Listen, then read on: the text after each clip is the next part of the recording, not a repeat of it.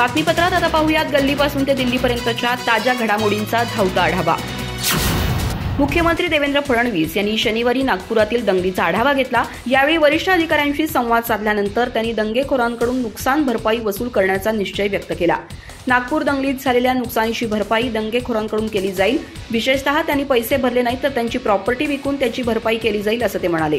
या दंगलीसंबंधी वादग्रस्त पोस्ट करणाऱ्यांना दंगलखोरांसोबत सहआरोपी करण्याचा निर्णयही त्यांनी घेतलाय। देवेंद्र फडणवीस म्हणाले, मी आज नागपूरमध्ये घडलेल्या घटनेचा आढावा नागपूरच्या वरिष्ठ पोलीस अधिकाऱ्यांकडून घेतला। एकूण घटनाक्रम आणि त्यानंतर केलेली कारवाई ह्या सगळ्या गोष्टींचा हा आढावा होता। मुळातच काही गोष्टी मी सभागृहातही स्पष्ट केल्यात। त्यानुसार औरंगजेबाची एक प्रतिकात्मक कबर सकाळी जाळण्यात आली। त्यानंतर काही लोकांनी पोलिसात तक्रार दाखल केली होती, पण त्यानंतर कबर जाळताना पवित्र कुराणमधील आयाती लिहिलेली चादर जाळल्याची अफवा पसरली। काही लोकांनी सोशल मीडियाच्या माध्यमातून अपप्रचार केला। त्यानंतर सायंकाळी जमाव जमला। या जमावानं तोडफोड केली, जाळपोळ केली, गाड्या फोडल्या, लोकांवर हल्ले केले। पोलिसांनी 4-5 तासातच स्थिती नियंत्रणात आणली। त्यासाठी अश्रुधुराच्या नळकांड्या असतील किंवा इतर प्रकारच्या प्रतिबंधात्मक ज्या गोष्टी करायची गरज होती त्या सर्व गोष्टींचा वापर पोलिसांनी केला। या घटनेचे जेवढे सीसीटीव्ही फुटेज उपलब्ध होते त्याच्यासह खासगी लोकांनी आपल्या मोबाईलमध्ये केलेलं चित्रीकरण आणि पत्रकारांच्या व्हिडिओमध्ये दिसणाऱ्या लोकांवर पोलिसांनी कारवाई करण्यास सुरुवात केली आहे। 104 लोकांची आतापर्यंत ओळख पटली आहे। त्यापैकी 92 जणांना अटक करण्यात आली आहे। 12 जण 18 वर्षाखालील असल्यामुळे त्यांच्यावर संबंधित कायद्यान्वये कारवाई करण्यात आली आहे। ओळख पटवण्याची कारवाई अजून सुरू आहे। याहून अधिक लोकांना अटक केली जाणार आहे। इतिहास अभ्यासक इंद्रजित सावंत यांच्या धमकी प्रकरणात खटला चालू असलेला प्रशांत कोरटकर कोलकाता मार्गे दुबईला पळून गेल्याची शक्यता वर्तवली जात आहे। सध्या सोशल मीडियावर प्रशांत कोरटकर याचा एक फोटो व्हायरल होत आहे। यामध्ये तो फोटो दुबईतील असल्याचा दावा आता केला जात आहे। वास्तविक मुंबई उच्च न्यायालयाने प्रशांत कोरटकर याला जामीन नाकारला होता, त्यामुळे लपतछपत त्याने दुबई गाठली असल्याचा दावा केला जात आहे। याबाबत अधिकृत माहिती समोर आली नसली तरी देखील सोशल मीडियावर व्हायरल होणारा फोटो आता चर्चेचा विषय ठरला आहे। छत्रपती शिवाजी महाराज आणि छत्रपती संभाजी महाराज यांच्याविषयी अपशब्द वापरल्याचा ठिपका त्याच्यावर ठेवण्यात आला आहे। त्यासाठी कोल्हापूर पोलीस प्रशांत कोरटकर याचा गेल्या अनेक दिवसापासून शोध घेत आहेत। पोलिसांनी नुकतेच कोरटकर याच्या पत्नीची देखील चौकशी केली होती। त्यावेळी प्रशांत कोरटकर हा चंद्रपूरला गेल्याचे सांगण्यात आले होते। त्यामुळे कोल्हापूर पोलिसांचे पथक तातडीने चंद्रपूरच्या दिशेने रवाना झाले। मात्र आता प्रशांत कोरटकर दुबईला गेल्याची माहिती समोर आली आहे। इतिहास अभ्यासक इंद्रजित सावंत यांना शिवीगाळ करत धमकी देण्यात आली। तसेच छत्रपती शिवाजी महाराज यांच्याबद्दल अपशब्द वापरणारा प्रशांत कोरटकर याचा अंतरिम जामीन अर्ज मुंबई उच्च न्यायालयाने 19 फेब्रुवारी रोजी फेटाळला होता। अंतरिम जामिनाचा अर्ज फेटाळण्यात आल्याने त्याला कोणत्याही क्षणी अटक होण्याची शक्यता वर्तवली जात होती। त्यामुळे आता प्रशांत कोरटकर यांच्यासमोर कोणताही पर्याय उरला नव्हता। गेल्या 25 फेब्रुवारीपासून अटकपूर्ण जामीन मंजूर असतानाही आपली बाजू मांडण्यासाठी किंवा आवाजाचे नमुने देण्यासाठी तो पोलिसांपुढे हजर झाला नव्हता। आता त्याचा अंतरिम जामीन फेटाळण्यात आला असून तो दुबईला पळून गेल्याची शक्यता वर्तवली जात आहे। दिशा सालियन मृत्यू प्रकरणात तिचे वडील सतीश सालियन यांनी दाखल केलेल्या रीट याचिकेची सुनावणी मुंबई उच्च न्यायालयानं 2 एप्रिल 2025 रोजी निश्चित केली आहे। तर दुसरीकडे सालियनच्या कायदेशीर पथकानं समीर वानखडे यांना याचिकेची प्रत दिली आहे। याचिकेत उद्धव ठाकरे गटाचे नेते आदित्य ठाकरे यांच्यावर गुन्हा दाखल करण्याची मागणी केली आहे। त्यामुळे आता आदित्य ठाकरेंवर गुन्हा दाखल करण्याबाबतचा निर्णय 2 एप्रिल रोजीच होणार आहे। अभिनेता सुशांत सिंह राजपूतची माजी मॅनेजर दिशा सालियनचे वडील सतीश सालियन यांनी दिशाच्या मृत्यूची नवी चौकशी करण्याची मागणी केली आहे। यासाठी त्यांनी मुंबई उच्च न्यायालयात याचिका दाखल केली आहे। या याचिकेत शिवसेना ठाकरे गटाचे नेते आदित्य ठाकरे यांच्याविरुद्ध FIR नोंदवण्याची आणि तपास CBIकडे सोपवण्याची विनंती करण्यात आली आहे। दिशावर सामूहिक बलात्कार करण्यात आला आणि नंतर तिची हत्या करण्यात आल्याचा आरोप आहे। या प्रकरणाची सुनावणी आता 2 एप्रिल रोजी होणार आहे। 14व्या मजल्यावरून पडून दिशा सालियन हिचा मृत्यू झाला असल्याचा दावा आतापर्यंत करण्यात येत होता। मात्र आता दिशाच्या अंत्यविधी वेळचे फोटो समोर आलेत। या फोटोमध्ये तिच्या चेहऱ्यावर एकही व्रण असल्याचं दिसून येत नाही। 14व्या मजल्यावरून पडून मृत्यू झाला असला तरी तिच्या चेहऱ्यावर एकही जखम नाही, तिला साधं खरचटलं सुद्धा नाही। या फोटोवरूनच आता तिच्या वडिलांनी उच्च न्यायालयात धाव घेतली असल्याचं बोललं जात आहे। अचानक हा मुद्दा पुन्हा उपस्थित करण्यामागे कट असल्याचा संशय शिवसेना ठाकरे गटाने व्यक्त केलाय। पक्षाच्या प्रवक्त्या आणि मुंबईच्या माजी महापौर किशोरी पेडणेकर म्हणाल्या की यामध्ये एक कट आहे। 4 वर्षांहून अधिक काळानंतर हे प्रकरण बातम्यांमध्ये कसं आलं, या प्रकरणाची चौकशी करण्यासाठी SIT अधिस्थापन करण्यात आली आहे। त्याचवेळी महाराष्ट्राचे कॅबिनेट मंत्री नितेश राणे यांनी त्यांच्या पूर्वीच्या आरोपांचा पुनरुच्चार केला. ते म्हणाले की मी पहिल्या दिवसापासून सांगत आहे की दिशा सालियनची हत्या झाली आहे, सीसीटीव्ही फुटेज नष्ट करण्यात आलं आणि सोसायटीच्या अभ्यागत नोंदणीची पानं फाडण्यात आली आहेत. अलाहाबाद उच्च न्यायालयाच्या एका निर्णयावरून नवीन वादाला तोंड फुटले आहे. न्यायालयाने म्हटले होते की महिलेच्या गुप्तांगाला स्पर्श करणे आणि तिच्या पायजम्याची नाडी ओढणे हा बलात्कार किंवा बलात्काराचा प्रयत्न मानले जाणार नाही. यावर विधान परिषदेच्या उपसभापती डॉक्टर नीलम गोरे यांनी सर्वोच्च न्यायालयाला पत्र लिहिले आहे. नीलम गोरे यांनी अलाहाबाद उच्च न्यायालयाच्या लैंगिक अत्याचार प्रकरणातील वादग्रस्त निकालाची स्वतःहून दखल घेण्याची मागणी सर्वोच्च न्यायालयाच्या सेक्रेटरी जनरल यांच्याकडे केली आहे. नीलम गोरे यांनी या निकालामुळे महिलांच्या सुरक्षेवर होणाऱ्या परिणामांविषयी चिंता व्यक्त केली असून लैंगिक गुन्ह्याविरोधातील कठोर कायद्यांचा हेतू न्यायालयीन निर्णयामध्ये प्रतिबिंबित व्हावा यासाठी सर्वोच्च न्यायालयाने हस्तक्षेप करावा अशी मागणी त्यांनी केली आहे. त्या पुढे म्हणाल्या की या नियमामुळे लैंगिक अत्याचार पीडितांना मिळणाऱ्या कायदेशीर संरक्षणावर परिणाम होईल आणि कायद्याचा धाक राहणार नाही. सर्वोच्च न्यायालयाने याची स्वतःहून दखल घेत उचित निर्णय घेतला पाहिजे. यामुळे न्यायव्यवस्थेची जबाबदारी अधिक स्पष्ट होत असून महिलांच्या सुरक्षेसाठी मजबूत कायद्याची अंमलबजावणी करण्याची गरज अधोरेखित होते. सर्वोच्च न्यायालयाने यामध्ये हस्तक्षेप केल्यास न्यायव्यवस्थेवरील लोकांचा विश्वास अधिक दृढ होईल आणि लैंगिक गुन्हे करणाऱ्यांना योग्य ती शिक्षा मिळेल. क्रिमिनल रिव्हिजन केस क्रमांक 1449 ते 2024 वरील हा निकाल देशभरात चर्चेचा विषय ठरला असून यावर विविध स्तरातून तीव्र प्रतिक्रिया उमटत आहेत.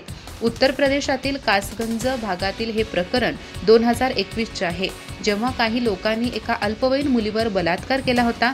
17 मार्चच्या आदेशात न्यायमूर्ती राम मनोहर मिश्रा म्हणाले की बलात्काराच्या प्रयत्नाचा आरोप निश्चित करण्यासाठी सरकारी वकिलांना हे सिद्ध करावे लागेल की खटला केवळ तयारीच्या पलीकडे गेला होता. तयारी आणि प्रत्यक्ष प्रयत्न यांच्यामध्ये आत भरपूर दृढ निश्चय असतो. या प्रकरणात आरोपी आकाशने पीडितेला नाल्याखाली ओढण्याचा आणि तिचा नाडा तोडण्याचा प्रयत्न केल्याचा आरोप आहे, परंतु त्यामुळे पीडितेचे कपडे निघाले असे साक्षीदारांनी सांगितले नाही. तसेच आरोपीने पीडितेसोबत लिंगभेदक लैंगिक संबंध ठेवण्याचा प्रयत्न केल्याचा आरोप नाही. 17 मार्च रोजी नागपूरमध्ये झालेल्या हिंसाचारानंतर महाराष्ट्रात नेत्यांची वक्तव्य सुरूच आहेत. दरम्यान उपमुख्यमंत्री अजित पवार यांनी मुस्लिम समुदायाला सुरक्षेचं आश्वासन दिलंय. अजित पवार म्हणाले की जो कोणी मुस्लिम बांधवांना आव्हान देईल तो 2 गटांमध्ये संघर्ष निर्माण करून कायदा आणि सुव्यवस्था बिघडेल आणि कायदा हातात घेण्याचा प्रयत्न करेल. तो कोणीही असो, त्याला कोणत्याही परिस्थितीत सोडलं जाणार नाही किंवा माफ केलं जाणार नाही. शुक्रवारी मुंबईतील इस्लाम जिमखाना इथं पक्षानं आयोजित केलेल्या इफ्तार पार्टीत अजित पवार यांनी हे विधान केलं. अजित पवार पुढे म्हणाले की रमजान हा फक्त एका धर्मापुरता मर्यादित नाही, तो आपल्याला एकता आणि बंधुत्वाचा संदेश देतो. भारत विविधतेत एकतेचं प्रतीक आहे. छत्रपती शिवाजी महाराज, बाबासाहेब आंबेडकर, महात्मा ज्योतिबा फुले आणि शाहू महाराज यांनी जातींना एकत्र आणून समाजाच्या उन्नतीचा मार्ग दाखवला. आपल्याला हा वारसा पुढे चालवायचा आहे. दुसरीकडे मीडिया रिपोर्ट्समध्ये असा दावा करण्यात आला आहे की महाराष्ट्र सरकारनं नागपूर हिंसाचाराचा तपास गुन्हे शाखेकडे सोपवलाय. पोलिसांनी 2 पोलीस ठाण्यांमधून संचारबंदी उठवली आहे. वृत्तानुसार नंदनवन आणि कपिलनगर पोलीस स्टेशन परिसरातील संचारबंदी उठवण्यात आली आहे. याशिवाय इतर पोलीस स्टेशन परिसरात दुपारी 2 ते 4 वाजेपर्यंत कर्फ्यू शिथिल करण्यात आलाय. उर्वरित 9 पोलीस स्टेशन परिसरात आज 6व्या दिवशीही संचारबंदी कायम ठेवण्यात आली आहे. अपात्र झोपडीधारकांनाही मुंबईतच घर देणारा धारावी पुनर्विकास हा एकमेव प्रकल्प असून धारावीत 1 इंच जागाही अदानीला देण्यात आलेली नाही, असे सरकारच्या वतीने कॅबिनेट मंत्री ॲडव्होकेट आशिष शेलार यांनी आज विधानसभेत स्पष्ट केले.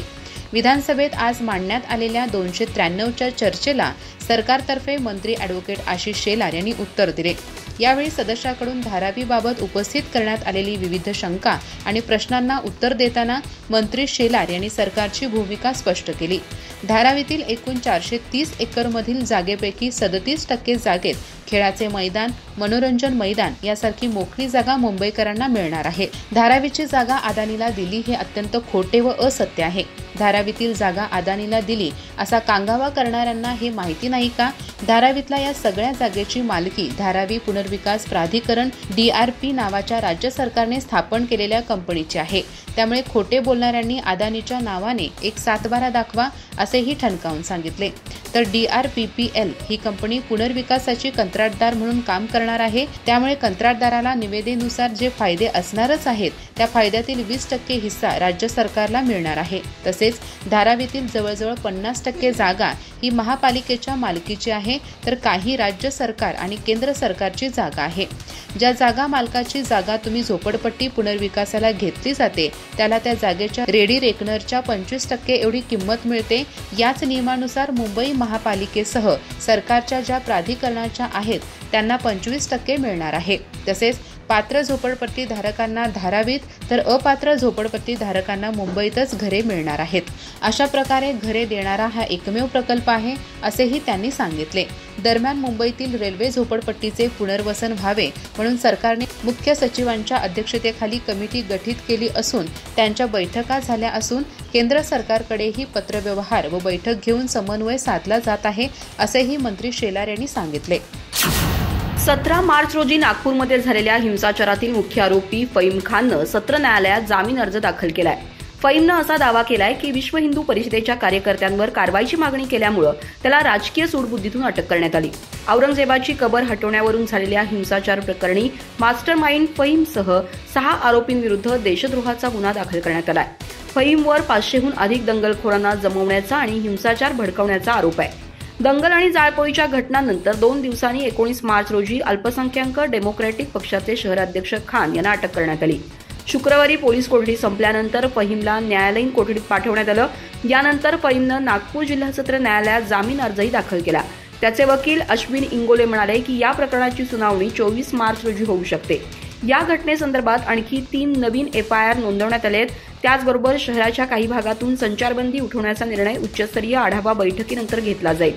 नागपुरात उसळलेल्या दंगल प्रकरणी शनिवारी मायनॉरिटी डेमोक्रॅटिक पार्टीचा कार्यकारी अध्यक्ष हमीद इंजिनियर यांच्यासह त्याचा साथीदार मोहम्मद शहजाद खान यालाही अटक करण्यात आली आहे. हिंसाचाराचं उदात्तीकरण करणाऱ्या कॉमेंट्स करून दंगल आणखी भडकवण्यासाठी उचकवणाऱ्या कॉमेंट टाकून व्हिडिओ व्हायरल केल्यामुळे हमीद इंजिनियरसह साथीदारालाही अटक करण्यात आली आहे. यात फहीम आणि त्याचे साथीदार येतात.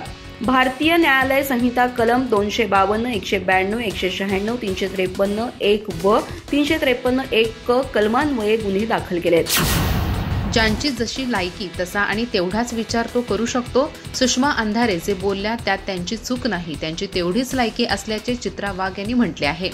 1756 आणि तुमच्यासारखे 56 नीच प्रवृत्तीच्या पुरुषांना मी रोज पायाला बांधून फिरते आणि मी जे बोलले त्याचा मला अभिमान असल्याचे चित्रा वाघ यांनी म्हटले आहे. आज ठेचले पुन्हा नादी लागलात तर पुन्हा ठेचेल अशा शब्दात त्यांनी अनिल परब यांना सुनावले आहे. सुषमा अंधारे यांनी विचारलेल्या प्रश्नाला उत्तर देताना तुमचा नवरा तुमच्याच मुलाची DNA टेस्ट करायची मागणी का करतो या प्रश्नाचे उत्तर देण्याचे आव्हान देखील त्यांनी नाव न घेता दिले. अनिल परब आणि चित्रा वाघ यांच्यात विधान परिषदेत झालेल्या वादावर सुषमा अंधारे यांनी उडी घेतली होती. यावरून चित्रा वाघ यांनी अनिल परब आणि अंधारे यांचा चांगलाच समाचार घेतला. याविषयी त्या म्हणाल्या की त्यांनी ज्या पद्धतीने पोस्ट केली त्यामध्ये माझ्या कॅरेक्टरवर वेडेवाकडे बोलण्याचा प्रयत्न केला आहे. त्यांचा हा प्रयत्न नेहमीच असतो. विरोधी पक्षातील आधीचे सर्व बोलून थकले आहेत आणि आता हे सुरू झाले आहेत. मात्र मला असा प्रश्न आणखी किती वर्ष विचारणार? माझ्या कॅरेक्टरला धरून एकच प्रश्न का विचारला जातो? तुम्ही स्वतःला काय समजता? तुम्ही आहात कोण? तुमची लायकी काय? असे प्रतिप्रश्न त्यांनी उपस्थित केले. अनिल परब यांनी चित्रा वाघ असे नाव घेऊन माझ्याकडे बोट दाखवून प्रश्न विचारला होता, त्यामुळे मी त्यांना उत्तर दिले. मात्र हा प्रश्न केवळ चित्रा वाघ यांचा नाही तर महिलांवर दादागिरी करणाऱ्यांचा प्रश्न आहे. महिलांचा अपमान करायचा, त्यांच्यावर दादागिरी करायची, त्यांचा आवाज दाबायचा हा अधिकार तुम्हाला कुणी दिला? आम्हाला हलक्यात घेऊ नका असा संदेश मला द्यायचा होता.